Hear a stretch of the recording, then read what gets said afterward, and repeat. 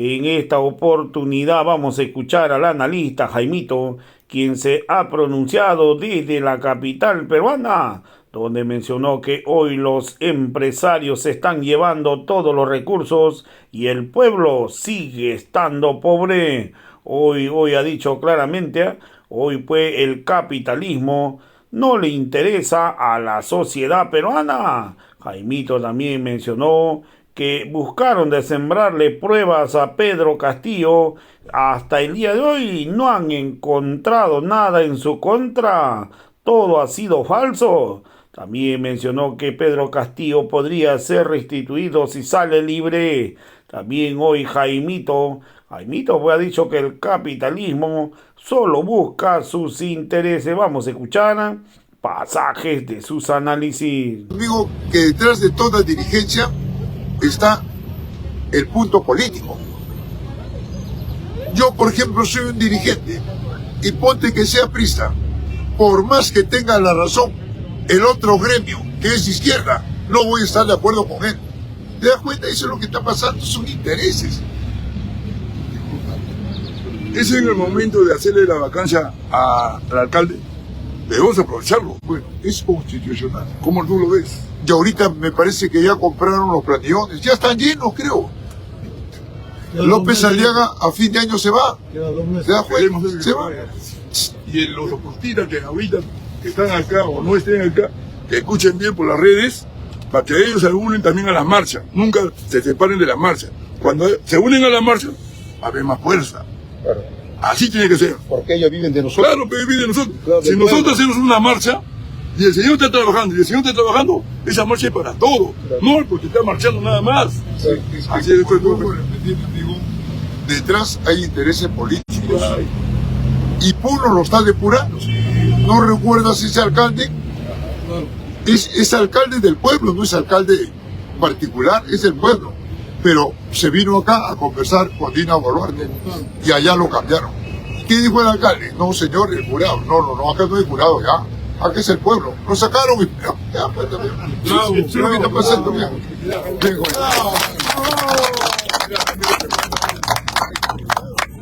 Yo soy una persona que ha luchado bastante. Acá habrá Dios, ¿qué te digo? Acá le pongo por decir, si somos 150, acá los que están habrán luchado, de repente, pongámosle 50 ya. En mi tiempo yo he luchado, la Moravejo, la Diamante y varias empresas, había, digamos, una huelga, pero fuerte. Y si esa marcha que hemos tenido, ahora último, la primera, la segunda y la tercera, no había esa marcha como debe ser. No, pero si Lima, lo que demostró anteriormente, sería muy bueno para la marcha que hubo. Pero lamentablemente, mira, yo soy de José, ¿eh? Soy de Callao. Tengo mi madre que vive cerca de Lima. Mira, Lima, me da pena, porque ni el 20% han salido a la marcha. Lo que le ha demostrado el mundo de Puno, la provincia, y eso me gusta a mí. Yo soy luchadora. Mira, Jaimito, te digo, acá nadie se ha usado una bomba molotov. Yo he usado, Jaimito. Pero acá nadie se ha usado, hermano. Que me diga quién ha usado. Perdón. No se trata de individualismo. No, te estoy hablando. Te está contando que ha pasado. Claro. Nadie se ha usado. Si me diga que alguien ha prendido una bomba molotov para defender, no me corre un ratito. Nadie lo ha hecho. Pero hoy en día no podemos hacerlo. Sí, pero estamos hablando de cuestiones particulares. Sí, pues, Jaimito, por eso que yo quiero que hoy en día, Lima ahora último, se ha visto un poquito más de lo que era antes. Usted obvia algo. ¿Usted sabe que la derecha trabaja en las barriadas? La derecha trabaja. ¿Quién controla el vaso de leche? La derecha. ¿Quién controla el comedor popular? ¿Quién controla la olla común? ¿Quién controla las iglesias? Amigo, ellos compran dirigentes, compran. Y los dirigentes, por una necesidad, se venden. Ahí no están las CGTP. ¿Qué ha pasado? Son intereses. Pero como usted dice, eso mayormente es en Lima. pero en el campo no tanto. En el campo es otra cosa. ¿Por qué? Porque en el campo la represión económica, política y social es más abrupta. ¿No ve que ellos están con su riqueza a la orden del día y ve y sienten que ellos los expolian, lo explotan, no, y lo saquean? Entonces hay más conciencia.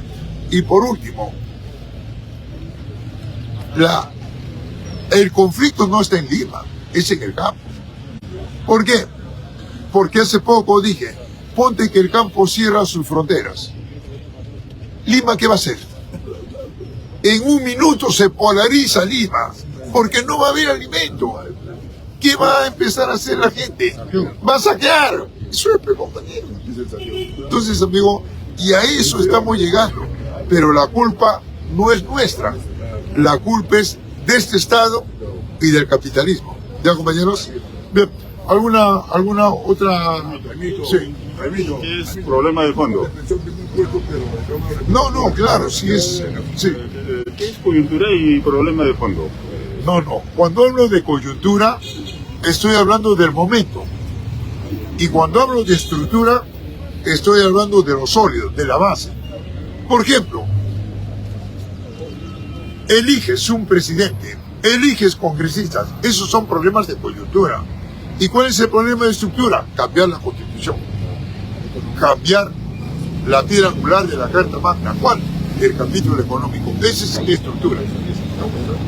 Bien. ¿Alguna otra pregunta, no? ¿Cómo lo ves el frente externo, la coyuntura internacional con respecto al África? Vuelvo a repetir. El globo está controlado por el capitalismo. Pero el control se desarrolla en función de lucha de clases. Ahora, ¿qué está pasando en el África? Hay gente que recién cree que empieza la guerra en el África. No, el África ha sido sometido a intereses desde muchos años atrás, décadas, fundamentalmente a Francia y otros países colonizadores. Y hoy en día el pueblo africano se está levantando por una necesidad. ¿Y qué hay? Hay dos operadores en el África, el Occidente y Norteamérica. Se quieren disputar los mercados y el pueblo quiere tomar sus recursos. Eso es lo que está viviendo el África. Esta prensa desinforma, no dice lo que está pasando en los pueblos africanos. Recuerda, amigo, te pongo un ejemplo. La República Democrática del Congo. Ahí, un africano tiene un promedio de peso de 25 kilos. ¿Te imaginas qué es 25 kilos? Y teniendo la materia prima que no tiene nadie en el mundo, de repente, el tantalio. ¿Y qué es el tantalio? Es la materia prima del material quirúrgico de la medicina en el mundo. Es como en el caso de Afganistán, un país árabe. ¿Qué tiene Afganistán? Tiene el uranio, ¿no? Y tiene el... Aparte de eso, tiene la heroína, ¿no? Y el opio. ¿Y qué es eso? Es la materia prima de la anestesia de la medicina en el mundo. ¿Y quién está detrás? El capitalismo norteamericano. ¿Quién tiene el petróleo en el mundo? El primer país que tiene el petróleo es Arabia Saudita. En segundo lugar lo tiene Rusia. Y en tercer lugar lo tiene Venezuela. Norteamérica no tiene petróleo. Y si tiene una reserva es la que ha sustraído de los países árabes. Y hoy en día se ha unido Arabia Saudita, se ha unido Rusia y Venezuela. Tienen el control de los hidrocarburos en el globo. ¿Qué te parece? Otro punto. No hay el titano. No hay. La combinación para las naves espaciales, no. Son 4. El litio, el magnesio, el aluminio y el titano. No hay titano. El único país que tiene, son 3 o 4. El primer país que tiene el titanio, las grandes esponjas, es China. En segundo lugar, Japón. Tercero, Rusia. Y cuarto, Ucrania. Norteamérica no la tiene. Y Norteamérica quiere el titano para las naves espaciales, es la materia prima. Entonces, amigo, el Departamento Geológico de Norteamérica ha dicho que la reserva de globo está en América Latina. La reserva del planeta en América Latina. ¿En qué países? En Bolivia, Perú, Venezuela, México, Brasil. Y fíjate, y mira cómo está su sociedad, semifeudal y semicolonial. ¿Qué te parece, amigo? Ese es el capitalismo. El capitalismo, amigo, tiene los recursos del globo para pocas manos, en contra de las mayorías. Por eso es que hasta hoy en día no se ha desarrollado un solo país con el capitalismo, porque se basa en la propiedad privada. ¿Qué es eso? De que solamente en cada país se desarrollan grupos de poder, no los pueblos. En Norteamérica, ¿quién se ha desarrollado? Grupos de poder. No se han desarrollado los yanquis, porque la primera sociedad en Norteamérica fue los yanquis, los navajos, los chiroques, los pieles rojas, los comanches, los apaches, y ahí su economía era colectiva. ¿Qué pasó? Los anglosajones llegaron con fuertes, los ingleses, y lo apartaron, y ahí se desarrolló una casta social entre el engendro del yanqui y el inglés. ¿Quiénes se desarrollaron? Los Rockefeller, los Morgan, los Hammer, los Ford, los Rothschild, pero no el pueblo norteamericano, que sigue siendo explotado. Entonces, pues, compañero, no hay un país que sea desarrollado con el capitalismo. No existe. Lo que existe en el mundo es la lucha de clases. Hay dos clases en cada país. Una clase dominante capitalista y la otra comunista, que la va ganando en el robo. ¿Me dejo entender, amigo? Bien. ¿Alguna otra participación? Te demuestra la posición de los militares nacionalistas en el Níger, que le dijeron hasta acá a Francia. Tú lo has dicho. Son nacionalistas. Y el nacionalismo hace prevalecer el Estado. Y el Estado es un instrumento de la propiedad privada. Es un instrumento de una clase dominante en el mundo, en cualquier país y en el Perú. Y lo estamos viendo. Entonces, lo que nosotros queremos es allá que el pueblo tome su control, pero no el Estado. Y ahí lo friega al Estado y a los intereses que están detrás del Estado, como es Occidente y Norteamérica. Pero el pueblo tiene que estar liderado por alguien. Sí, y lo hay. Y en todo país lo hay. En este caso, los militares de Níger han tomado, le han hecho golpe de Estado al... Sí, pues son conflictos de intereses. Porque en el mundo los militares no han solucionado un problema económico, ni político, ni social. ¿Qué militares? Los militares en el mundo son instrumentos del gran capital, instrumentos de la clase dominante, que hacen prevalecer la propiedad privada. Bien. ¿Alguna otra participación, no? Sí. ¿Alguna otra pregunta, compañeros? ¿Ninguna? Profe, sí. ¿nos puede explicar qué es la Agenda 2030? Sí, es un instrumento más para que las grandes superpotencias puedan seguir controlando los mercados en el globo. La Agenda 2030 no es nada más y nada menos que hablar de un nuevo orden mundial, un reacomodo entre superpotencias para seguir expoliando y explotando los recursos del globo y a los 10.000 millones de pobres en el mundo. Eso es, pero eso tiene su contradicción. Hoy en día los pueblos del mundo, ¿qué dicen? Para nosotros no hay nada, siendo nosotros los verdaderos dueños. Así que ahora mejor tomamos nuestros recursos. Y eso es lo que está pasando en Alemania, en Francia, en España y en América Latina. Dina Boluarte ha ido a... Entonces, el análisis que hace la prensa mundial siempre lo hace en contra del pobre y nunca en contra del rico, nunca en contra del capitalismo. ¿Y por qué? Porque la prensa mundial se somete al mercado, se somete a intereses, porque si no, ¿de dónde? Pero hoy en día hay una balanza de la prensa científica y la prensa anticientífica, la prensa popular y la prensa oficial. Ahora hay dos prensas. La prensa que habla lo que pasa abajo y la otra prensa que habla lo que pasa arriba. Y cuando esto es expandido en el mundo, oiga, caramba, el pueblo dice, y los pueblos del mundo y los voceros dicen, ¿cómo? Este me dice una cosa sobre un acontecimiento y la prensa me dice otra cosa. Las redes me dicen una cosa y la prensa oficial me dice otra. ¿A quién le hago caso? Y automáticamente ven, ¿no es cierto?, que las redes tienen la razón y no ellos.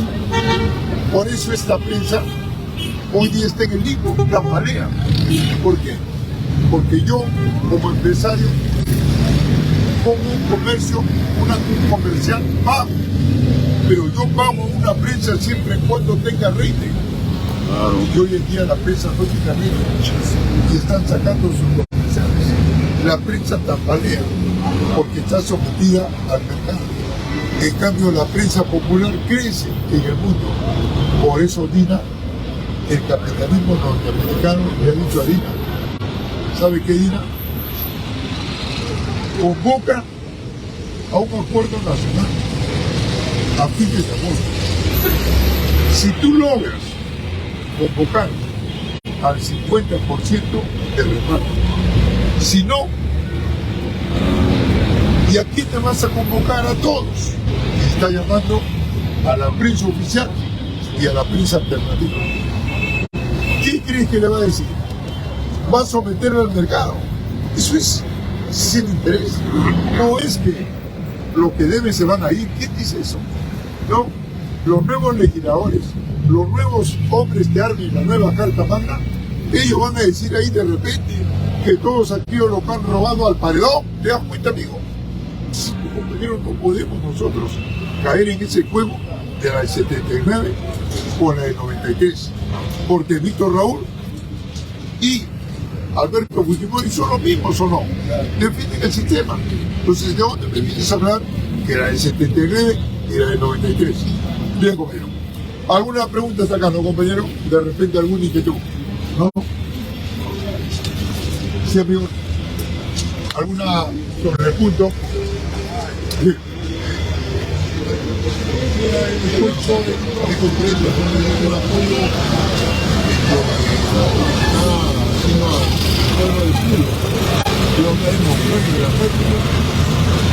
Todo lo que se está hablando, lo único que nos queda que la capital es apoyar a los hermanos de Puno. De una u otra manera, le ponen las condiciones, seguir regando por el apoyo a Puno, a los niños. Bueno, es cierto lo que dice el amigo. Puno, ¿qué está haciendo? Ahora lo está haciendo, si no me equivoco, Loreto, que ha dicho, ¿no?, que el Estado ya no intervenga en Puno, que los recursos de Puno sean para los puneños, porque el Estado ha tenido más de 200 años y no ha desarrollado absolutamente nada en Puno. Todos los recursos de Puno han estado sometidos aquí a intereses. Entonces Puno ha dicho, si el Estado no ha hecho nada durante 202 años, ahora nos toca a nosotros. Ahora le toca al pueblo puneño hacer esa labor. Y el Estado se opone. ¿Por qué? Porque el Estado no va a permitir que Puno o cualquier región se desarrolle. Porque estaría dándole la contra al capitalismo, a los grandes inversionistas. Los grandes inversionistas, ¿qué quieren? La materia prima. Para que allá sus trabajadores explotados le pongan el valor agregado. Luego si ellos agarran el producto, le ponen el precio y nos lo pagan. Y este Estado le abre las puertas. ¿Quién es el perjudicado? El pueblo peruano, que no se puede desarrollar. ¿Ah? Y hace poco lo expliqué, qué papel jugaba la burguesía financiera, la burguesía comercial y la burguesía industrial. Un papel en contra de la mayoría. Bien, bueno. ¿Alguna otra pregunta, no? Sí, ¿alguna otra participación, compañeros? Sí, ninguna. Prosigo sin que no haya alguna otra pregunta. Bien, entonces hemos hecho un balance, amigo, de lo que está pasando en esta coyuntura frente a Dina Boluarte, y el otro punto es que la agenda del pueblo también está pidiendo la libertad de Pedro Castillo. Y los organismos internacionales, la fiscal Benavides, dice en la práctica que Pedro Castillo no es corrupto. Ojo, la fiscal Benavides, que no es de izquierda, es de derecha. Porque el juez que le dice, Benavides acusa a Pedro Castillo para yo sentenciarlo y meterlo a la cárcel. Y la fiscal Benavides no es estúpida, porque si ella acusa por acusar, ella se va a la cárcel. La fiscal Benavides dice, ¿cómo voy a acusar si no tengo pruebas? ¿De dónde voy a sacarlas? La prensa podrá decir cualquier cosa, porque hay estúpidos abajo que repiten, igual que lo que dice la prensa. Pero estoy hablando de la fiscal Benavides. La fiscal Benavides dice, no me dijo nada, me engañó Karelin López, me engañó Samir, a eso que lo dijeron que era héroe, que lo cargaba el hambre y el fujimorismo. Samir, tú lo traes abajo a Castillo. Y Samir no dijo nada. Luego vino